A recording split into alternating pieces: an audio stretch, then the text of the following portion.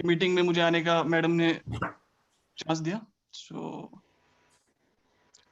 देखिए, जिंदगी में मतलब जिंदगी का दूसरा नाम ही चलते रहना है चुनौतियों के साथ साथ। तो जैसा कि मैम ने आपको बताया कि मानव मंदिर में मेरी मीटिंग हुई थी मैम से।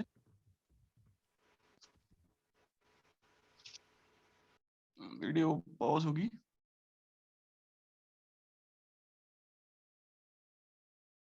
Hello. Yeah, Rohit, we can hear you. Okay okay. तो मानव मंदिर में आई थिंक 2013-14 के अराउंड मैम से मेरी मुलाकात हुई थी। तो वहाँ पे फिजियोथेरेपी के लिए मैं आया था। तो जैसा कि वो डेडिकेटेड है मस्कुलर डिस्ट्रॉफी के लिए मानव मंदिर। तो मस्कुलर डिस्ट्रॉफी एक्चुअल में है क्या? तो ये एक जेनेटिक डिसऑर्डर है, या इसको आप डिजीज भी कह सकते हैं, जिसमें जो भी पेशेंट होता है उसके मसल्स पहले तो वीक होते हैं, उसके बाद धीरे धीरे उनकी जो पावर होती है, जो भी उनकी क्षमता होती है, वो धीरे धीरे लॉस होती जाती है और अल्टीमेटली पैरालिसिस लाइक सिचुएशन हो जाती है। तो मस्कुलर डिस्ट्रॉफी के बहुत सारे टाइप्स हैं और डिफरेंट डिफरेंट एज पे ये अकर होती है। तो जैसा कि मेरा डुशेन मस्कुलर डिस्ट्रॉफी है, जो कि पर्टिकुलरली जब 2 या 3 साल के होते हैं तब से इसके सिम्टम्स दिखने शुरू होते हैं और धीरे धीरे फिर ये बॉडी के जॉइंट्स पे, मसल्स पे अपना इफेक्ट डालना शुरू हो जाती है। तो अल्टीमेटली होता क्या है कि इसमें जो भी हमारे मसल्स होते हैं धीरे धीरे वो वीक होते जाएंगे और अल्टीमेटली जैसे कहीं इंजरी हो गई, कुछ हो गया, तो उसके बाद वो रिकवर नहीं कर पाएंगे। एक्चुअल में जो मसल्स की ग्रोथ है वो कहीं ना कहीं नहीं होती है और जो भी मसल्स होते हैं वो धीरे धीरे डैमेज होते जाते हैं, डिके होते जाते हैं।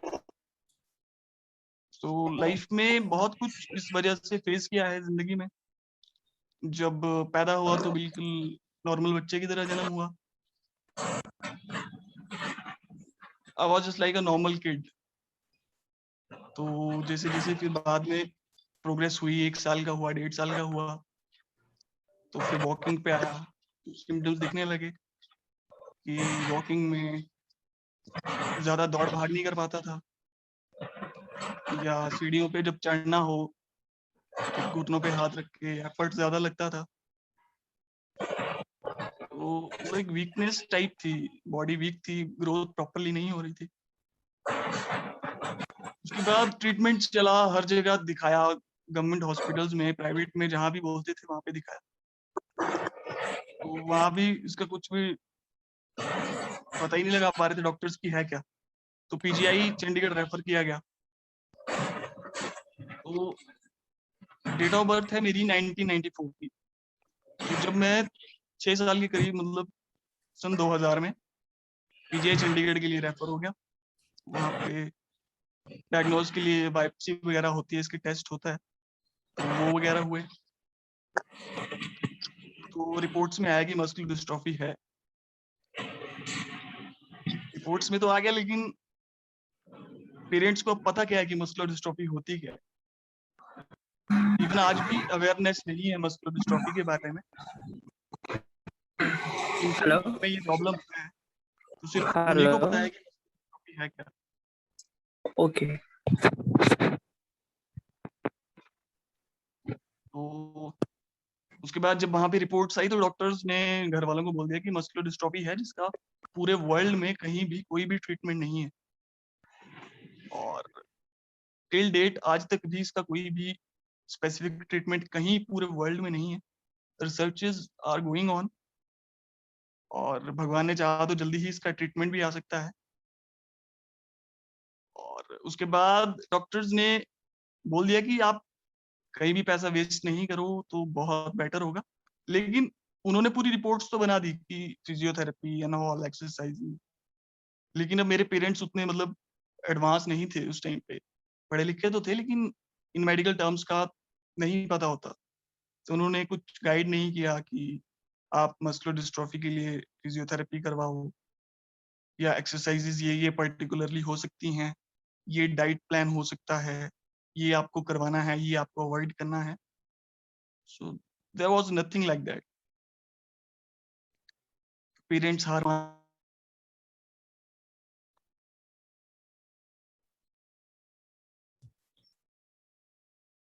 Rohit, you have muted yourself. Just please unmute. Yeah. Okay so parents हार मान के घर पे बैठ गए। अल्टीमेटली उसके बाद भी कोई भी कहीं भी बोलता था कि यहाँ पे दिखा सकते हैं, वहां पे दिखा सकते हैं। तो पेरेंट्स का तो दिल होता है कि नहीं यार, हो सकता है कहीं ट्रीटमेंट मिल जाए, कहीं चमत्कार हो जाए, जो कि पॉसिबल नहीं था, लेकिन फिर भी उन्होंने अपनी तरफ से एफर्ट्स जारी रखे। बहुत सा पैसा भी वेस्ट हुआ, टाइम वेस्ट हुआ, बट अल्टीमेटली मेरी एजुकेशन सफर नहीं हुई इस वजह से। I continued my education and I was the brilliant student. Topper होता था मैं अपनी क्लास का। तो बहुत से चैलेंजेस थे लाइफ में, लेकिन साथ में कुछ कर गुजरने की चाह भी थी कि नहीं, कुछ करना है, गुजरना है। सो चैलेंजेस हर दिन आते हैं, हर पल, हर सेकंड, आज भी आते हैं, आते रहेंगे, क्योंकि इसके साथ सरवाइव करना है। जब तक ट्रीटमेंट नहीं आता, या हो सकता है ना भी आए, तो वो भी एक्सेप्टेंस जरूरी है लाइफ में। तो देखिए, hurdles are the part of life. चुनौतियों का सामना करना और उनसे पार पाना ही जिंदगी जीने का दूसरा नाम है।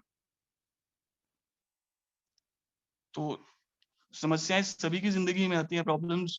ऐसा मुझे नहीं लगता कि कोई भी इंसान है जो बोले कि मैं पूरी तरह से सुखी हूं या मेरी लाइफ में कोई प्रॉब्लम नहीं है, हर्डल नहीं है।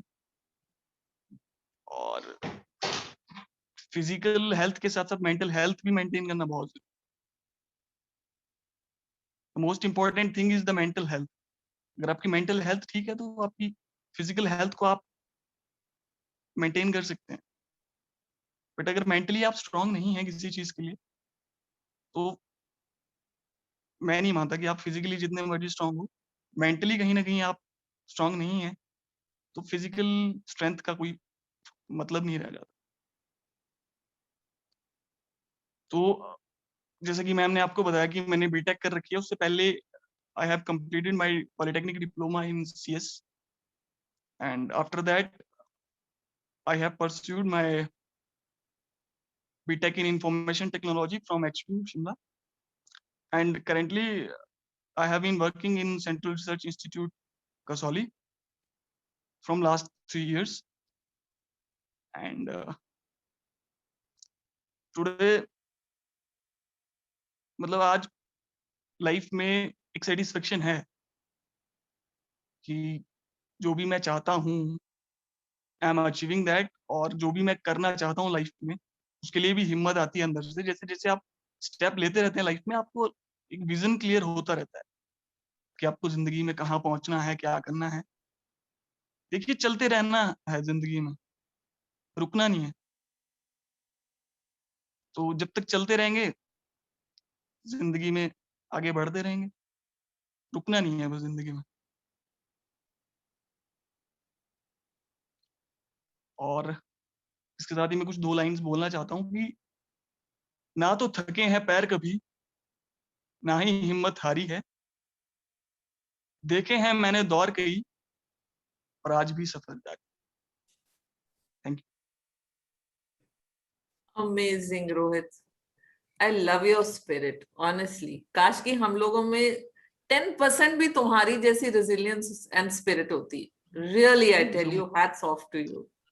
Thank you. And having met you, having interacted with you, I know that you do not say this just for the sake of saying it, but you mean every word of it.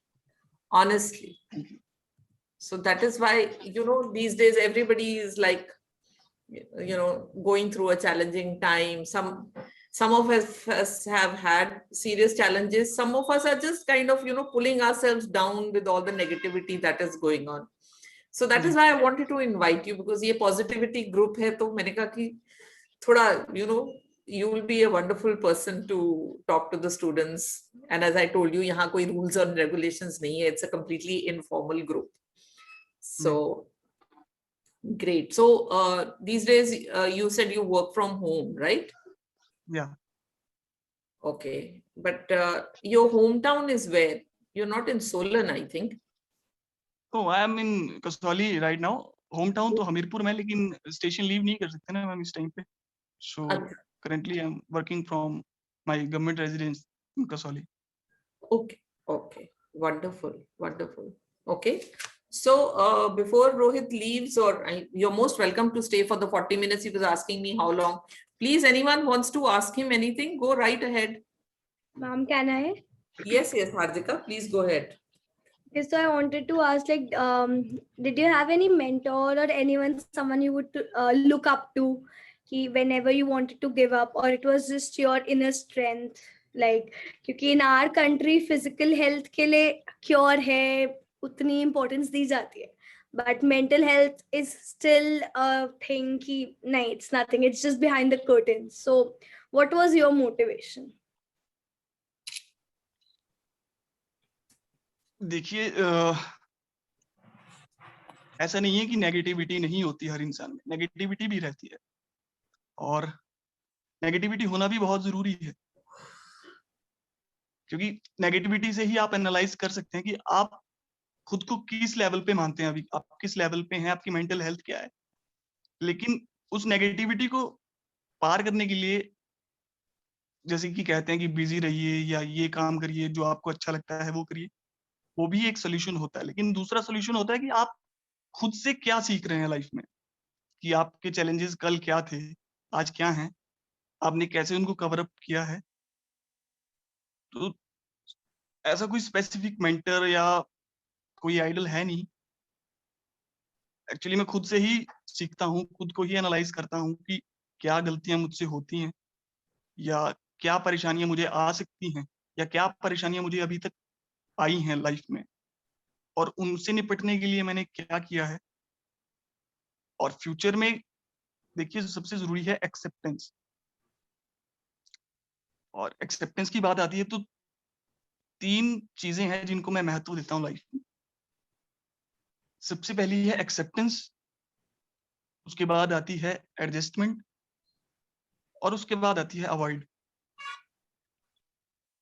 तो पहले तो मैं accept करता हूँ कि weaknesses क्या हैं या चैलेंजेस क्या आ सकते हैं, उनको एनालाइज करता हूँ। उसके बाद आती है कि मैं एडजस्ट कैसे करूंगा खुद को उनमें, अगर खुदा ना खास्ता मैं उनको पार नहीं कर पाया तो एडजस्ट कैसे करना है मुझे उस सिचुएशन में।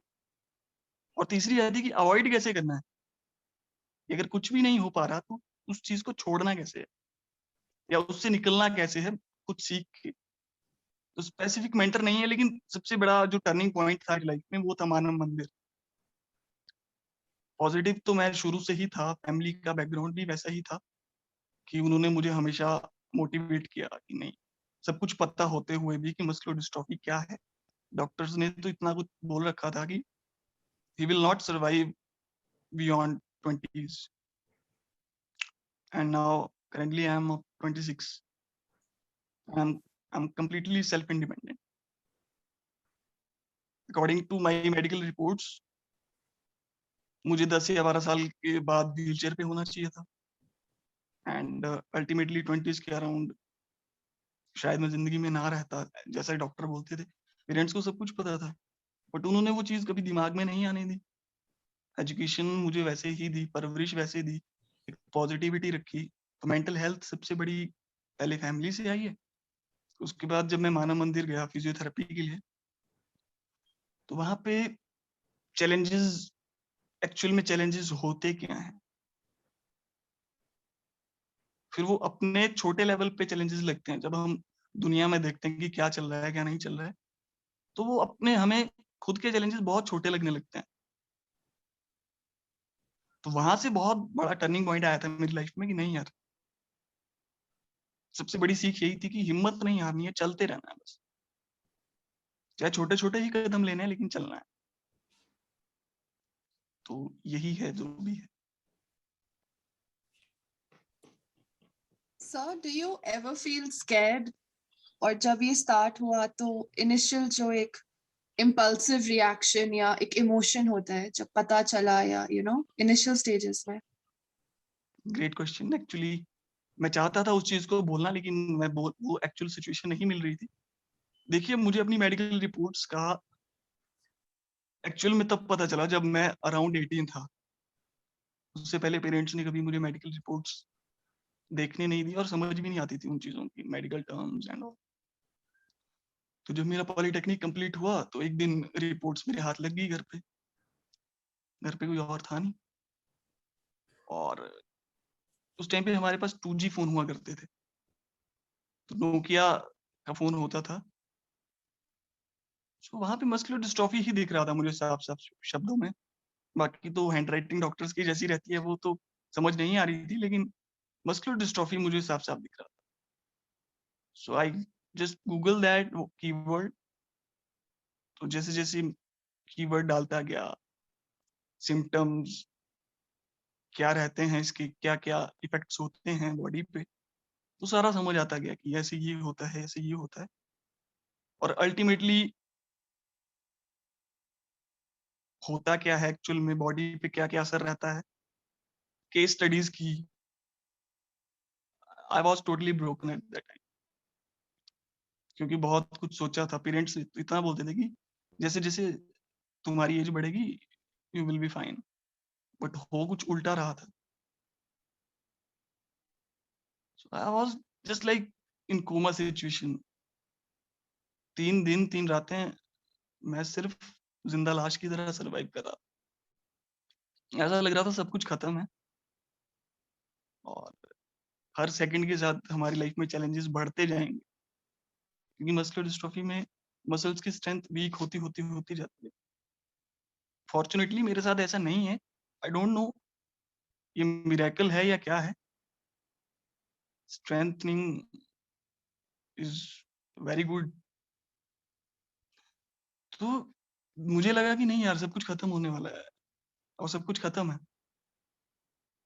जो सोचा है लाइफ में करना है, बहुत कुछ करना था, तो ये तो खुद से ही हार मान ली मैंने कि कैसे करूंगा। बट देन आई रियलाइज्ड कि घर वालों को सब कुछ पता था, फिर भी उन्होंने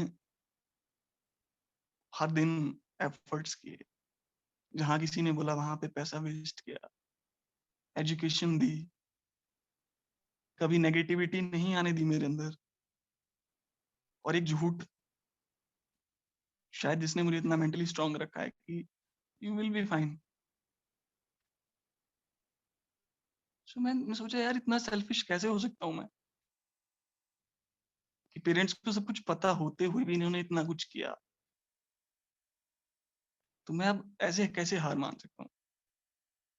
बस फिर उस दिन के बाद से एक्सेप्ट कर लिया चीजों को, फिर एडजस्ट किया, कुछ को अवॉइड किया। और माना मंदिर में जाने के बाद तो फिर लाइफ को एक विजन मिल गया कि नहीं, बस चलते रहना है। तो ये था। Ma'am, I had a question.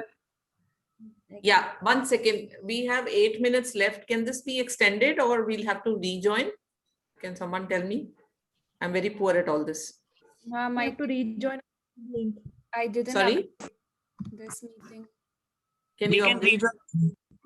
Okay. Okay, if we disconnect, then we can rejoin. Okay, please, Niharika, go ahead. First, ma'am, before I ask my question, so I just want to say thank you so much, because people like you and stories like you really inspire us and make us realize that what we go through in life is so small, and the troubles and struggles and obstacles we have are so small and easy to overcome. And people like you ensure that we know that our life is so easy and we should be so thankful for it. And I think it's so amazing to have stories like y'all and the lives y'all live. So thank you so much, sir, for coming, talking to us, and inspiring us in everything you do. Yeah, so I have two questions actually. One question is, what advice would you give to parents of children who have muscular dystrophy? Because I mean, to accept something like that in your own child is so difficult, right? And for parents, their main goal in life is to ensure that their child becomes and rises above everything. So that's one of my questions. And some other question is, what's your biggest goal? Like, what is your what do you, where do you want to see yourself um overall? देखिए, पहला जो आपका question था कि parents को क्या advice देना चाहता हूँ, तो जब कभी भी मैं मानव मंदिर जाता हूँ, वहाँ पे पेरेंट्स बच्चों के साथ रहते हैं, हमेशा रहते हैं। तो वो सब कुछ ऐसे होते हैं कि ब्रोकन, क्योंकि वो मानव मंदिर बिल्कुल लास्ट में पहुंचते हैं जब उम्मीदें हर जगह खत्म हो जाती हैं। देखिए, इस मस्कुलर डिस्ट्रॉफी के चक्कर में बहुत सा पैसा वेस्ट रहता है। फाइनेंशियली अगर फैमिली अफोर्ड नहीं कर सकती तो सिचुएशन मैं आपको बता नहीं सकता कि पेरेंट्स की क्या रहती होगी। तो मानव मंदिर में जब पेरेंट्स पहुंचते हैं तो बिल्कुल टूट चुके होते हैं, बिल्कुल ही मतलब उम्मीद छोड़ दी होती है उन्होंने कि लाइफ में कुछ हो सकता है। तो मानव मंदिर में जब कभी भी मैं जाता हूँ, पेरेंट्स से मिलता हूँ, तो मैं उनको एक ही चीज की एडवाइस देता हूँ कि कभी भी आपने नेगेटिविटी नहीं आने देनी है बच्चों के अंदर। चाहे जो मर्जी हो जाए, जैसी मर्जी क्रिटिकल सिचुएशन आए, नेगेटिविटी नहीं आने देनी। क्योंकि अगर मेंटली स्ट्रांग रहेंगे तो मस्कुलर डिस्ट्रॉफी कुछ भी नहीं है। हम इसको हरा सकते हैं, इसको प्रोलॉन्ग कर सकते हैं, इसकी ग्रोथ को। तो देखिए, एक्सेप्ट तो करना पड़ेगा। सबसे पहली बात तो acceptance is the main thing. उनको मैं भी यही बोलता हूँ कि एक्सेप्ट करना पड़ेगा जो भी सिचुएशन है। यहाँ से आपको ये नहीं सोचना कि हमारे पास क्या नहीं है। इसी पे 2 लाइन बोलना चाहूंगा कि अजी छोड़िए शिकायत, तनिक शुक्रिया अदा कीजिए, पहले जितना है पास उसका तो मजा लीजिए। तो क्या हो सकता है आगे, उस पर फोकस करना है। सॉरी, क्या हो चुका है, क्या खो चुके हैं हम, उस पे फोकस करके जो हमारे पास आज है हम उसको भी खो देंगे। देखिए, पेरेंट्स के लिए बहुत मुश्किल होता है फाइनेंशियली। मैंने ऐसी ऐसी फैमिलीज भी देखी हैं जो नहीं कर सकती अफोर्ड। तो मानव मंदिर एक बहुत अच्छा काम कर रहा है इस मामले में। तो पेरेंट्स को तो यही है कि पहले आप एक्सेप्ट कीजिए चीजों को और एक ऐसा एनवायरनमेंट बनाइए ताकि बच्चा जो एक्चुअल में उसका पोटेंशियल है वो निखर के बाहर आ सके। देखिए, आज नहीं तो कल ट्रीटमेंट इसका आना है, तो हमें बस वहां तक पहुंचना है। और भगवान ने अगर हमें इस दुनिया में पैदा होने का अगर मौका दिया है तो कुछ सोच समझ के दिया है। तो इसको वेस्ट करने से तो अच्छा है कि जो हम कर सकते हैं वो करें। तो पेरेंट्स के साथ मेरी इंटरेक्शन अभी भी होती रहती है, कॉल्स आती हैं, मानव मंदिर के रेफरेंस से आज आती रहती हैं। तो जितना हो सकता है मैं उनको करता हूँ। और can you please repeat the second question? The second question was आपके लाइफ में आपका सबसे हाईएस्ट टॉप गोल क्या है? जी, देखिए, पहली बात, टॉप तो मैंने डिसाइड किया ही नहीं है कि मुझे यहाँ पहुंचना है। मुझे बस चलते रहना है। I just want keep moving, Keep moving. That's it. Top decide कर लूंगा तो शायद मैं लिमिट अपनी सेट कर लूंगा कि मुझे इसी लिमिट तक जाना है। I just want to go beyond the limits.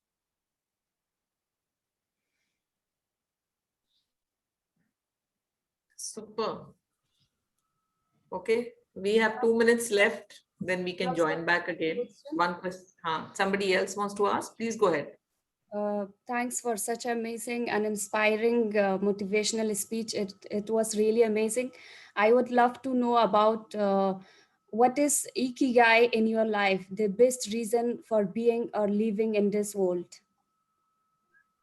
Sorry, I didn't hear you properly. My question is that what is the ikigai for your life, the best reason for being in this world or living? The best reason for you to be living in this world. What is it? What is it? That one Okay, reason. okay.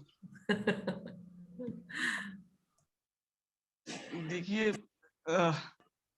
one reason to live in this world, there is no reason to be here in this world.